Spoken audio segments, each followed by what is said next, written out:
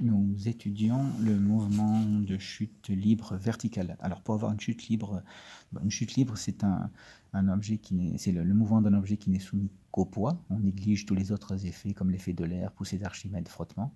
Et pour que la chute libre soit verticale, il faut que l'objet ne soit soumis, que le système ne soit soumis, soit aucune vitesse initiale, soit immobile au début, soit qu'il ait une vitesse initiale verticale, parallèle au poids. Alors on va prendre ce cas-là, on va prendre un objet, peu importe lequel, un système, une craie que l'on lance vers le haut, un ballon, voilà, tout objet que l'on peut lancer, et on va supposer que on étudie l'objet dans le référentiel terrestre, que l'on considérera comme galiléen, et j'associe au référentiel terrestre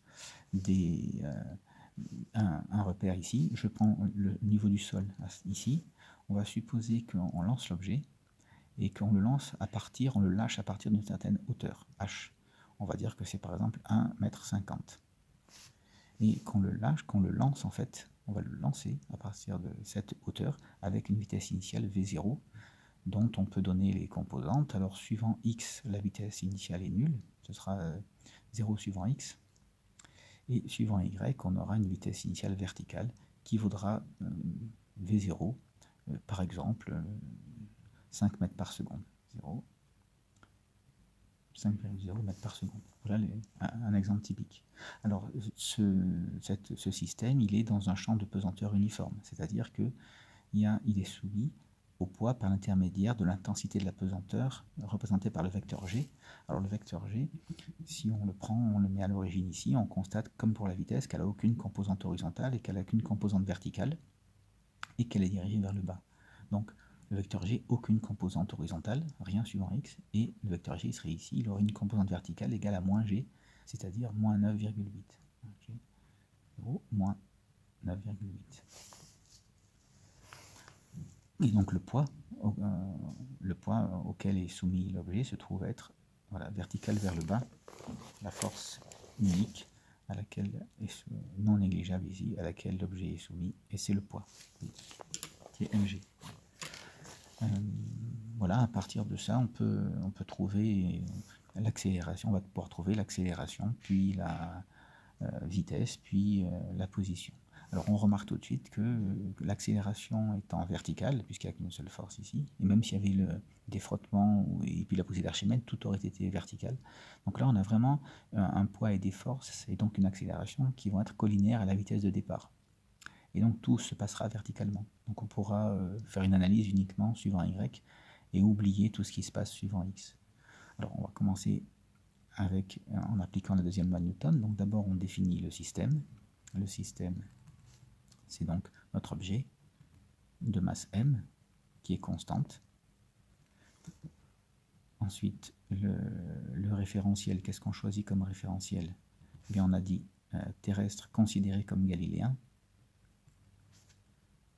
Le temps de l'expérience, on peut supposer que la Terre que la rotation de la Terre autour de ses pôles a été suffisamment faible pour qu'elle soit négligeable, et donc on peut considérer que la Terre est soit immobile, soit en mouvement rectiligne uniforme par rapport à un référentiel galiléen qui serait de meilleure qualité, comme le Soleil ou le centre de la galaxie ou d'autres référentiels qui sont davantage galiléens, et donc on le considère comme galiléen, terrestre considéré comme galiléen.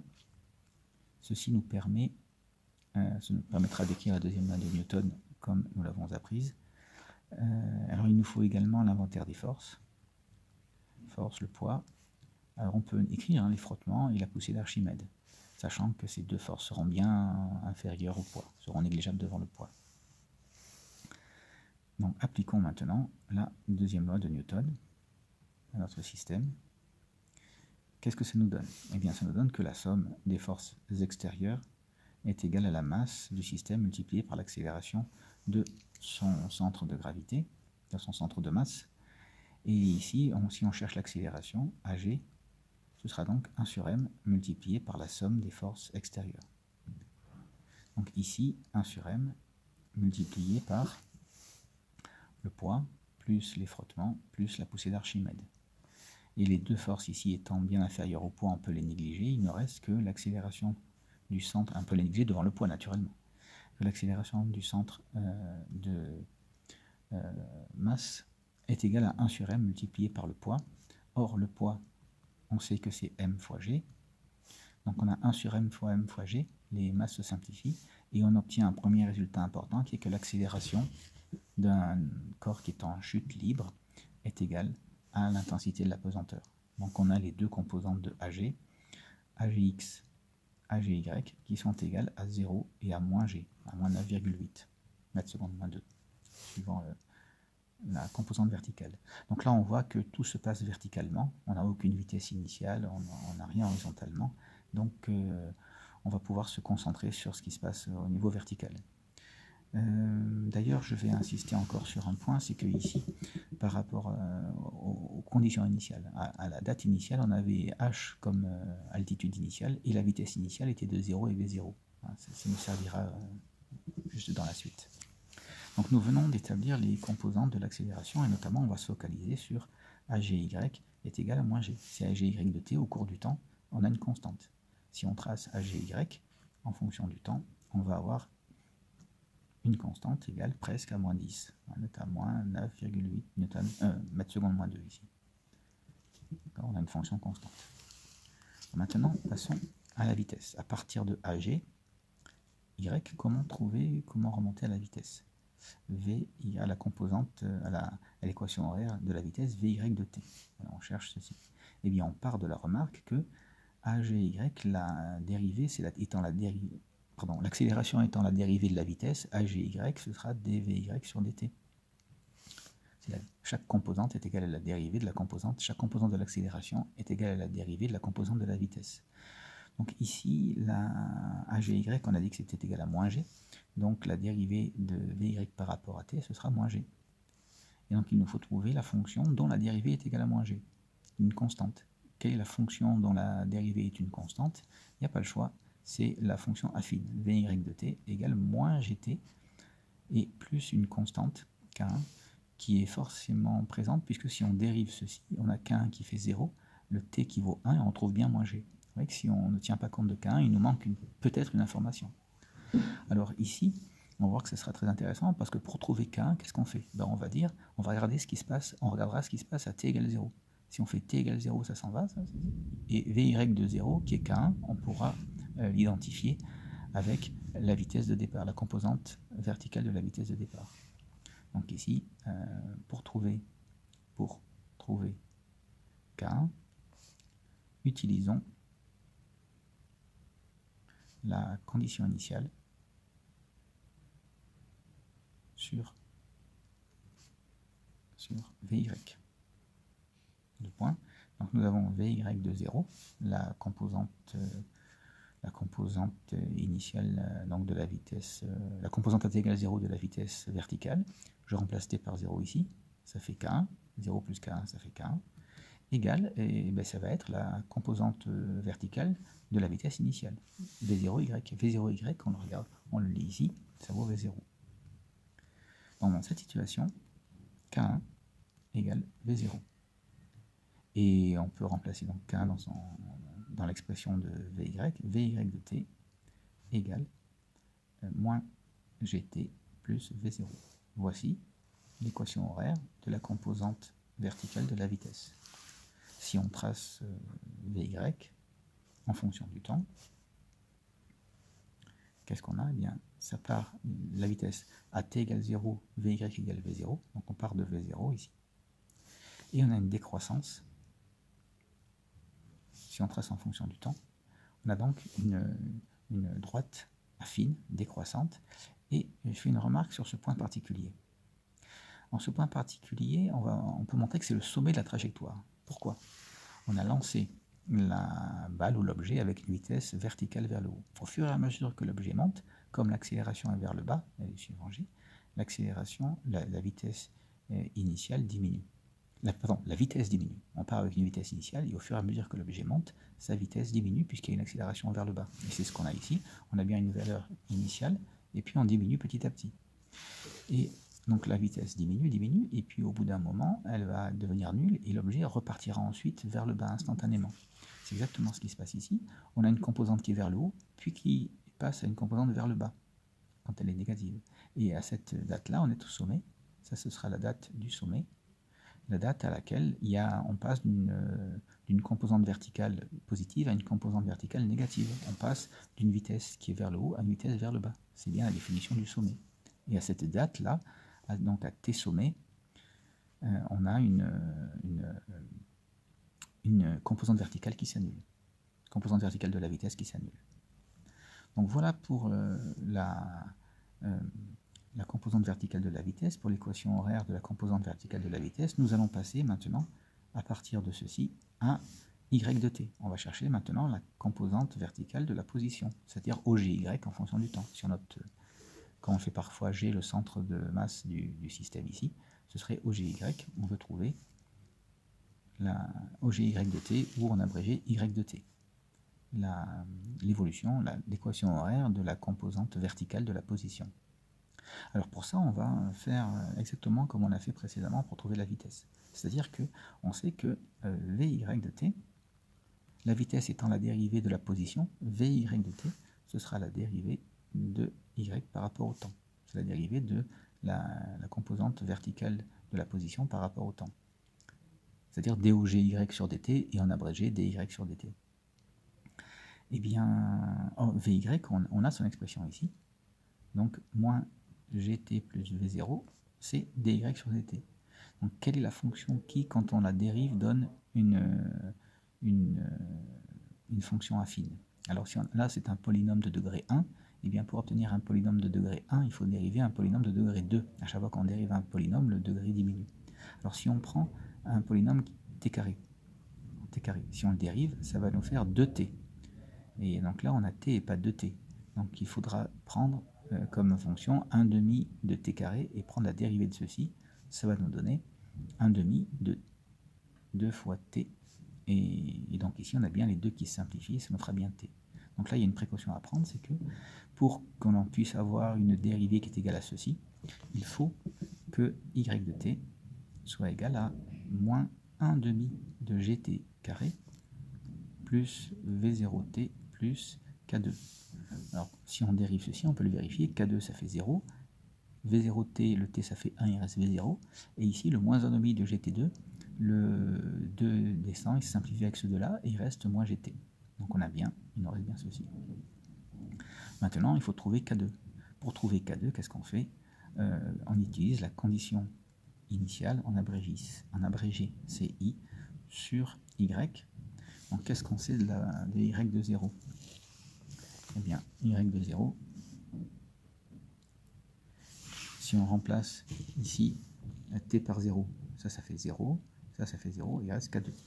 Donc Y de 0 égale K2, et c'est Y0, c'est-à-dire la composante verticale de la position initiale. Donc on regarde ici, à l'instant initial on était ici, et la composante verticale suivant Y c'était H. Donc on l'a noté ici, H.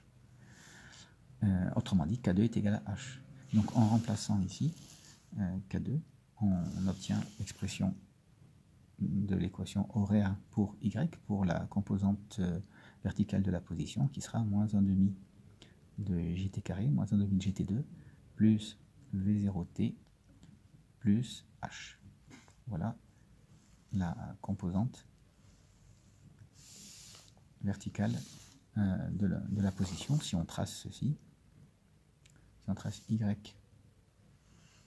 en fonction du temps, alors à t égale 0, on voit qu'on est à h. Et lorsque le temps passe, on a une parabole dont la concavité est tournée vers les y négatifs. Donc on a ceci.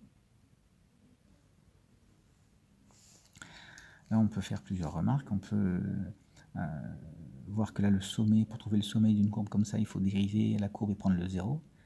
Et trouver, y annuler la courbe pour trouver l'abscisse pour laquelle la courbe s'annule. Mais si on prend la dérivée, on a v.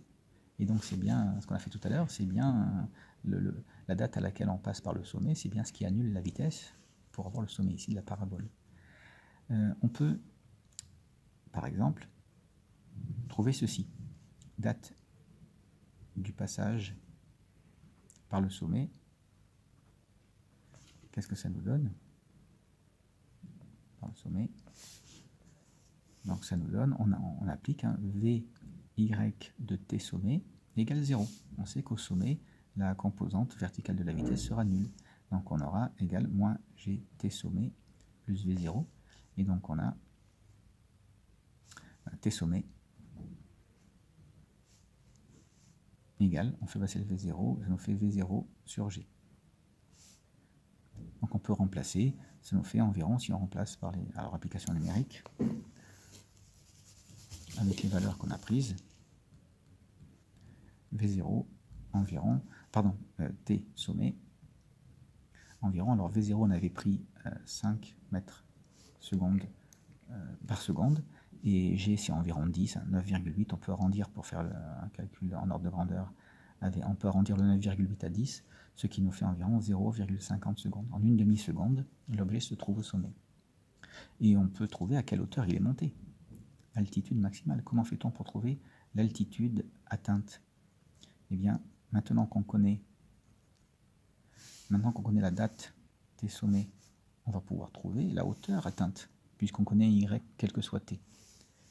Si on fait y de t sommet, ce qui nous fait moins 1,5 de g fois t sommet au carré, plus v0 t sommet plus h. Là, on a remplacé dans l'expression de y t par t sommet. Et donc en application numérique aussi, hein, si on remplace par les valeurs, y de t sommet, environ moins 1,5, alors on va dire 10 pour aller plus vite, fois le t sommet au carré, c'était 0,50 au carré, plus v0, c'était 5,0 fois les 0,50 plus 1,5, c'était l'altitude de départ.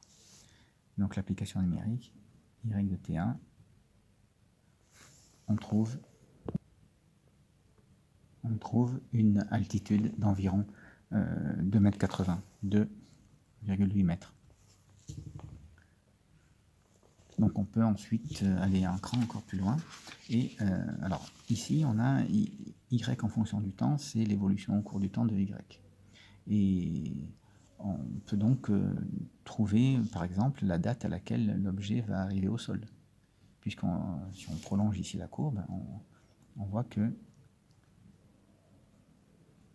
je vais refaire cette partie, on voit que la parabole coupe ici. Là on avait t sommet, et là on aurait t sol. Je mets grand S. Voilà, c'est la date à laquelle la bille arrive sur le sol, la balle arrive sur le sol. Alors pour trouver ceci, il suffit de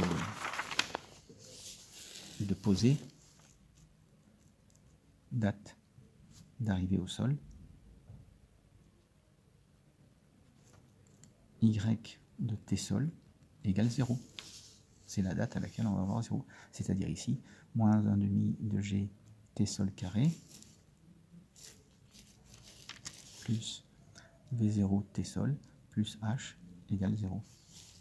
Il y a une équation à résoudre ici en t. On a donc un polynôme de degré 2, il faut trouver les zéros avec le delta, le discriminant. Et ensuite, on peut trouver aussi la vitesse d'arrivée au sol. Alors, une remarque d'arrivée au sol. Alors, une remarque, c'est que ici, nous avons, si on prolonge la parabole, on voit qu'elle coupe l'axe des abscisses en 2 points. Donc quand on va résoudre y de t égale 0, on aura 2 solutions. Naturellement, la solution positive sera valide et celle-ci sera non valide. La position négative, la valeur négative du temps sera à rejeter. On a commencé à compter le temps à partir de cette position. Donc le temps du sol, la date à laquelle la bille arrive au sol sera la valeur positive. Enfin, on peut trouver la vitesse d'arrivée au sol en posant que Vy de t sol, nous donnera cette vitesse-là, moins g fois t sol, plus V0 qui était plus V0. Donc on trouve le t sol ici, on remplace dans cette expression de Vy, et on a, alors là ce qu'on a précisément c'est la composante verticale de la vitesse. Pour trouver la valeur de la vitesse, il faut passer par la valeur, il faut remonter à la valeur. Or, la valeur, ce sera la racine carrée de Vx carré plus Vy carré.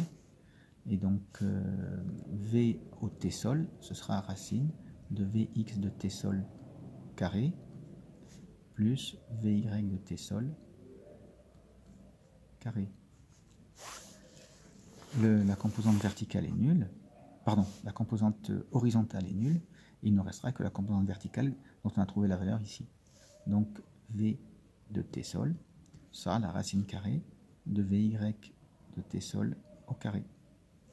C'est-à-dire c'est la valeur absolue de Vy de t sol.